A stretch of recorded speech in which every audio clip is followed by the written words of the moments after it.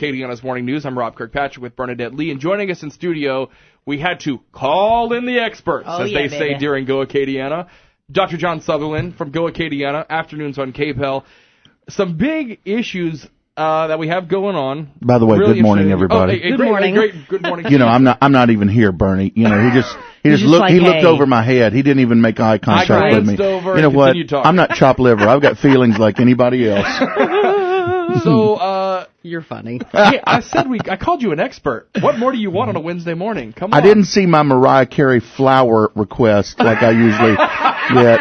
So, I'll tell you a funny one like that. I was doing years ago when I was doing a documentary in New Orleans. I shared the editing post-production space with a couple of video producers. Mm-hmm. And Mariah Carey had shot part of a video there.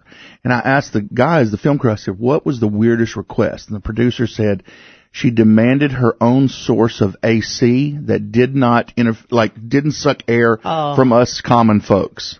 That's ridiculous. And I was like, what?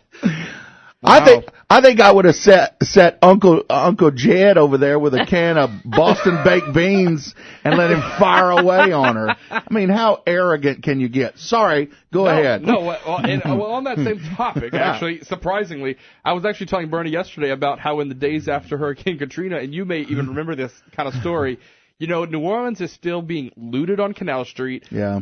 No power, nothing, people being rescued. Well, here comes the Today Show and Katie Couric. She had one of these Prevost buses that, you know, tour with Jay-Z and her own water truck. Yes. And it was like, you have people who are dying still on the roofs of their houses, and you have y'all are parked in the safety, and you have your water truck.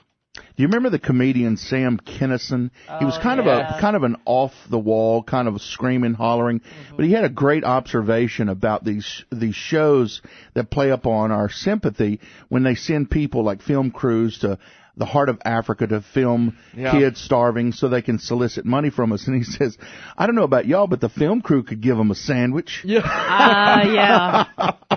That's been my thought about Survivor ever since it started. You really think I'm going to be eating bugs whenever y'all are on the other side of the island? I'm sorry. I just don't buy into it anymore. I'm too cynical. No way.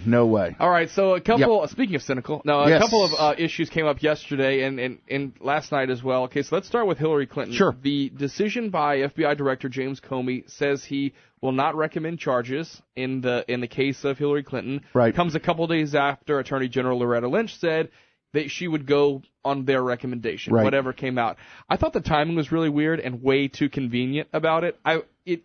You hate to say that there was backroom negotiations about the timing of it all, but it all happened on the first day of the president's joint trip with Hillary. It happened a couple days after this meeting with Bill Clinton and Loretta Lynch. There's no way, no coincidence happens in Washington as far as I'm concerned. No, I totally agree. In fact, what you would say is that Comey had a decision at the end of the investigation already made. I'd said for months, the FBI doesn't interfere in elections. Mm-hmm. Courts don't step in. There was no way at any point Hillary Clinton was going to be indicted. She was never going to be prevented from running. So the conclusion was always there. How he got to it is an interesting path. And for those of you sort of history buffs, remember this one. Comey was the one involved in looking at Bill Clinton on a totally different issue back in, I guess, the late 90s with regard to his perjury trial. He was also the lead prosecutor for Martha Stewart. So Comey understands a political process, and that's what it was, a political decision. But think about the reasoning here. The reasoning is Hillary Clinton had flagrantly violated protocol, possibly exposed secrets to, as he said, adversarial sources, demonstrated no internal controls, and is not going to get reprimanded in any kind of formal legal sense. Well, I think it's not the FBI's decision to prefer charges. That's the Attorney General's job. But it was clear Loretta Lynch had made up her mind as well. I do think, look, was it a coincidence that Bill Clinton and her were on the same tarmac, same time and all that? Of course not. There are no accidents when you're dealing with an ex-president and a sitting attorney general. Was that part of a larger conspiracy? No. I had someone call in yesterday and say, how much money do you think Comey got? None, yeah. Of course not. The problem is there's an establishment process in place that was never going to indict her on any level. That was never going to happen. If they had found a smoking gun. Which is exactly what Rob has been saying for months in agreement with you. It was never going to happen. The Clintons know everybody. Unfortunately, fortunately for them, but unfortunately for maybe society. Yeah. You know, a lot of people in politics get burnt out before they're in it for that long. You know what I mean? You have the Kennedys. I mean, you have your big names that you know. When you're around there for that long, even the people who are now relevant came up while you were still at the top. You know, I mean, you don't get much bigger. I'm sorry, you don't get much bigger of a political superstar to have at your event or function or whatever than Bill Clinton. I mean, he's made his living since he's been out of office in speaking fees. Absolutely, and I'll say this too with regard to this. The establishment is so entrenched that I believe that even if it had been one of the Bushes, they would never have preferred charges as well. I totally agree with you. I mean, in fact, just Rob and I happened. were talking about that exact same thing yesterday. Well, you are on the right path because politics. I'll tell you what, it's a process. Now, would Bernie Sanders have been able to slip through? No way. He doesn't have the clout. No, he doesn't. He's never raised money for a political party. And this is exactly why people are completely disgusted with Congress and with our entire system. But they know it is bought and paid for. Let me insert this one. With your money as a donor. Right. That's it. You're subsidizing corruption. Well, and every corporation that you shop, you buy their stuff, they're donating to. You know, I mean, it's. Well, let me give you this one, because this one is going to be counterintuitive, but just follow me. Okay. This is like a football bat. It won't make sense at first. Okay. But you'll see the usefulness of it in certain circumstances. All right. I think that this, although it is a major short-term, everybody talked about this is Hillary Clinton's best day. I had 2 different news agencies call me for an interview saying this is Hillary Clinton's best day. I said, I don't know, possibly, the day Bill proposed was a pretty good day. The birth of a child. She has 2 grandkids. The birth of the grandchildren. Those are good days. Yeah. This one, she had a temporary reprieve from a political process, not an electoral process. Long term, there are so many nuggets inside that report that Donald Trump can point to over the next several months and say, guys, this is what's wrong with the country. This does not do anything except help him long term. Yeah. Trump is the winner out of that. And he may be the winner, but does he really sway people who are undecided? Because he's certainly not going to sway people who love Hillary.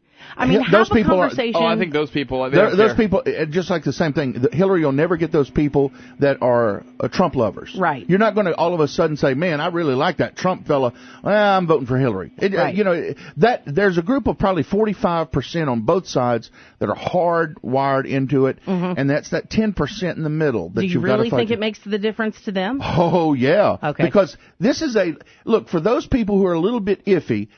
Trump will say, guys, let me remind you of a few things.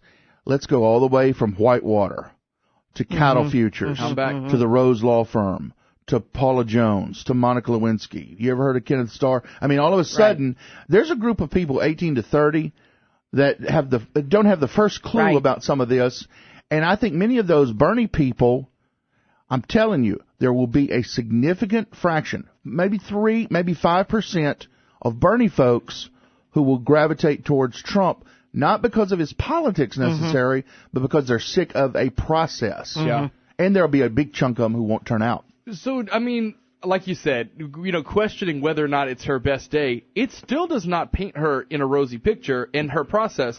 I mean, a lot of people, now I love our KPEL listeners, they hold a close place in my heart, rag me for formerly working at CNN, and how could I ever work there? Even watching their coverage, everyone is saying, but it was still reckless. Whether or not you want to call it criminal charges, it was still very reckless with sensitive information. How do we know this isn't going to happen again? Does anything in that final report give you the confidence to make her commander-in-chief? And that's a question that Trump can go to time and time and time again. Reckless. Can you imagine what the debates will be like now because of that? Does that have a huge impact? It will have an impact. I mean, but not necessarily huge. It will have. Look, you don't need a huge impact. You need a fraction of a fraction at this point.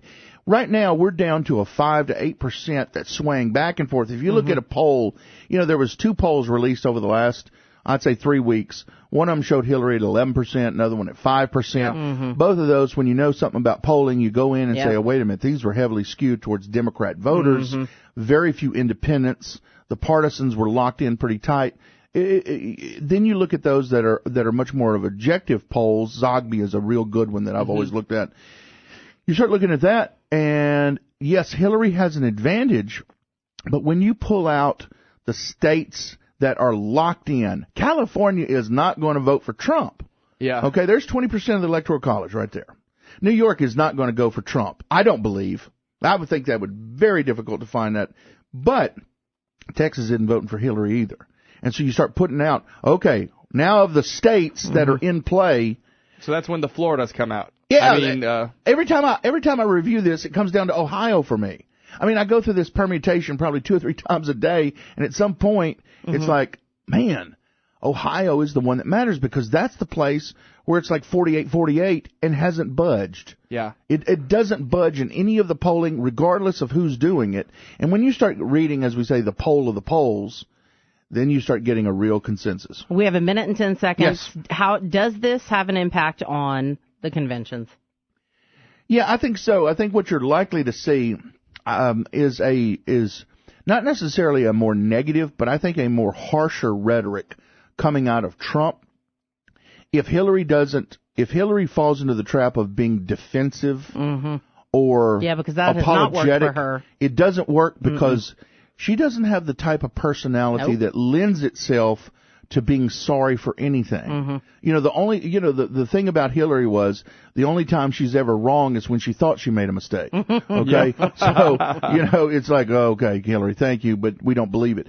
She's got to be a lot more genuine, and God help her if she gets up there, talks country, or tries to cry. Yeah, it'll make things really interesting. All right, we'll always wrap up. John Sutherlin, he's on every afternoon, 5 to 6 with Ken Romero. It's called Go Acadiana. Great show. Always really insightful. That's usually my drive home from daycare. Daycare jam. The poor kids.